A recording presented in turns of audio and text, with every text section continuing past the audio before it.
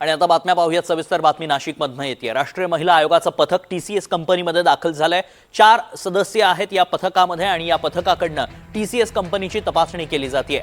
राष्ट्रीय महिला आयोगाच्या सदस्यांसोबत एसआयटीचे अधिकारी देखील सोबत आहेत। राष्ट्रीय महिला आयोगाचे सदस्य संशयित आरोपींची मोडस ऑपरेंडी काय होती हे जाणून घेण्याचा प्रयत्न करतील, तसंच कंपनीचे काही कागदपत्र पडताळतील, त्या संदर्भातली माहिती घेतील। त्यासाठी हा दौरा पाहायला मिळतोय। गेल्या 2 दिवसांपासून एसआयटीचं राष्ट्रीय महिला आयोगाचं पथक खरं तर नाशिकमध्ये दाखल झालंय। थेट जाऊयात आमचे प्रतिनिधी राहुल वाघ सध्या क्षणाक्षणाची अपडेट आपल्यापर्यंत पोहोचवतायत। राहुल, 4 सदस्य असलेले पथक दाखल झाल्याचं कळतंय, काय तपास होणार आहे?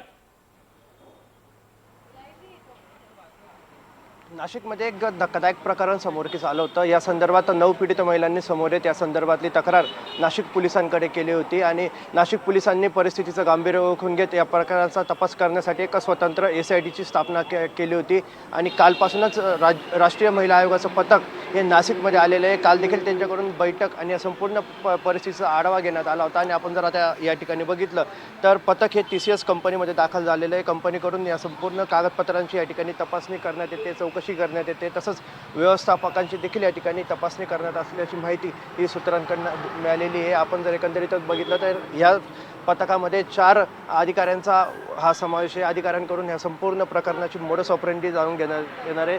संशयित आरोपींची नेमकी मोडस ऑपरेंडी काय होती हे त्यांच्याकडून जाणून घेणार आहेत। या संदर्भात 9 पीडित महिलांनी या संदर्भातली तक्रार ही केलेली होती।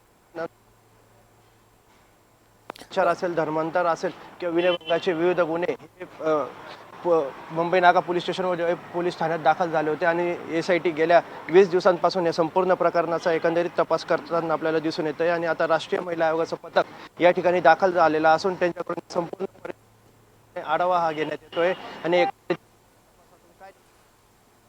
महत्त्वाचं ठरतं। तर दुसरीकडे जर आपण बघितलं तर ह्या संपूर्ण प्रकरणाचा आढावा 10 दिवसात ते केंद्र सरकारला सादर करणार असल्याची माहिती आपल्याला मिळालेली आहे। नक्कीच राहुल, आणि या संदर्भातले सगळे अपडेट्स तुमच्याकडनं जाणून घेत राहू। तुर्तास धन्यवाद।